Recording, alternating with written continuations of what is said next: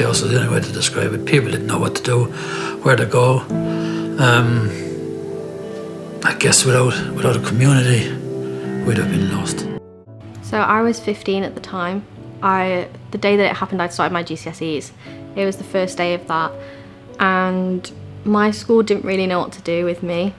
After I left hospital, it was just kind of like a deal with it yourself, and there was no real, there was no one there to be like, this is available to you if you need the help.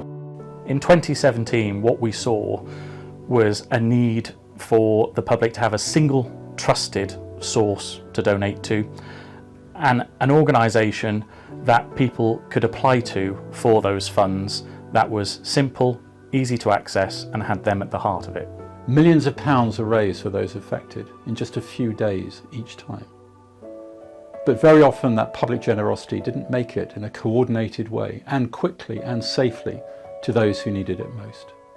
That's what the National Emergencies Trust is for. No one could have predicted how quickly the organisation would be needed, and especially not the scale of need on the back of the first global pandemic for 100 years. It wasn't everything's locked down, it's what can we do and what are we going to do. So 135 packs go out every single week. So they've all had the rainbow things to colour, they've all had NHS things to make to go in their windows. We really seen an opportunity to involve our young volunteers. They are amazing young people with lots of potential and really enthusiastic about helping their community. Able to provide that service to some of the older people and families has really helped their mental health.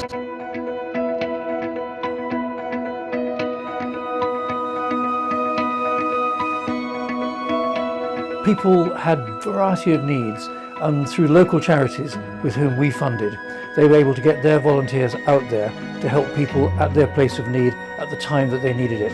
And I think the really big thing was at village level and at street level, that's where we made the impact. So a few weeks into the appeal, we were looking at the data. We could see that grassroots groups, they were efficient, they were agile, they were on the ground doing a fantastic job. But there were needs far greater than what could be met locally or regionally. So we started to work with 10 national charity partners to fulfil those needs. There have been over 4,000 calls by children and young people and families to the Volo helpline, and we've provided direct support to over 2,000 children and young people. That period of time, being able to be on the ground, in communities, in the asylum accommodation, as well as being able to run a helpline, emergent helpline that was very specialised to the needs of refugees, couldn't have been more important. I think that kind of wake-up call that these groups that are there, come rain or sunshine, that actually these are really valued parts of the ecosystem in society, and that actually they need to be kind of supported more than they had been previously. So between appeals, of course, we're making ourselves ready, we're exercising, we're making those friends and those partners to ensure that we're ready to go when the nation needs us. But we're also responding to localised emergencies and supporting, convening and advising that local response. The value the National Emergencies Trust added was their ability to convene both the public sector, the charitable sector, major fundraising platforms and major donors. Their advice and guidance and expertise on fundraising and fund allocation meant we could deliver those funds in a timely and considered fashion. I would encourage every CEO of every community foundation to work with the National Emergencies Trust in response to a disaster. And we're ensuring that the ecosystem that survivors fall into following a national or a local emergency is better placed to serve them. We will do this by changing legislation, by creating partnerships and by creating new policies. And we do all this through listening to survivors and acting on that advice that we get. But there are hundreds, if not thousands of people affected by terrorism out there who need our support right now, and that's why I work with the National Emergencies Trust to try and ensure that not just those people but the victims of the future, as awful as that is to say, the victims of future attacks of other national emergencies get better support than what we had after the Westminster attack.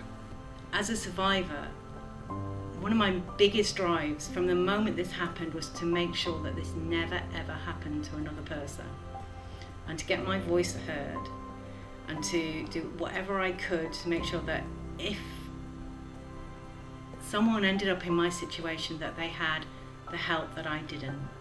And I think being a member of staff is an opportunity to get your voice heard. It's an opportunity to get your story, to use your story to make positive change. There are people that have gone through very traumatic experiences in life, and by us sharing our experience, I believe it's part of that healing process for us to go forward in life. And it's just about saying like our voices are valid, our opinions are extremely valid, and they do need to be brought up at some point. Like they can't just be hidden forever.